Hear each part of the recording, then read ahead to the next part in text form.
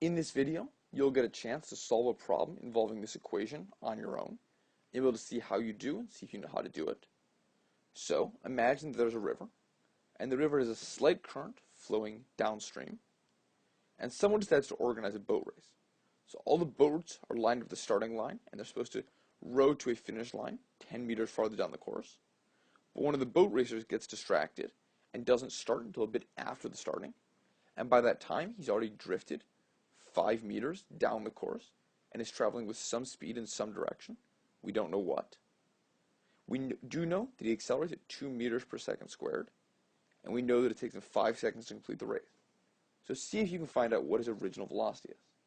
I'll give you a few seconds, pause the video and go through, and then we'll resume and go through it together. So the first step in this problem, as always, is to write out our variables. We know that our x original is negative 5 meters. And this makes sense because he's flown backwards on the course. So we define the starting line as 0. He's 5 meters behind that. The x final is 10 meters. Velocity original, we don't actually know that. So we'll call that a question mark, and we'll just use that as a variable. We know it's something, and it's likely negative because he's floating backwards down the river.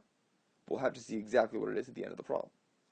His acceleration is 2 meters per second squared, and his time is 5 seconds. So let's start plugging stuff in.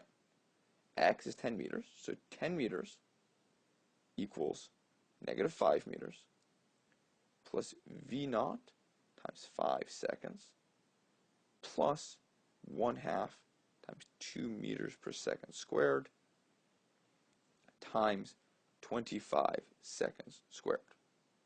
So now let's do the math out a little bit. We add 10 meters to both sides. 15 meters equals 5 V naught plus 25, because that's 1/2 times 2, which cancels out. If we subtract 25 from both sides, we end up with negative 10 meters. So this negative 10 meter quantity equals 5 times whatever the velocity is. Divided by 5, we end up with, sorry, that's meters per second. Divided by 5, we end up with negative 2 meters per second equals the original velocity. So let's do a quick reality check, look back at the problem. We do know that it seems to be in the right direction. He's floating backwards downstream. We've defined that as the negative direction, and upstream is the positive direction. And it seems within the bounds of reason. If he's going at 2 meters per second backwards, that's something he could overcome in a second or so, and then come up to speed across the rest of the course. So it seems reasonable, it seems to check out, and as a result, we can conclude we've solved our first problem with this. So congratulations, you're ready to move on to the next video.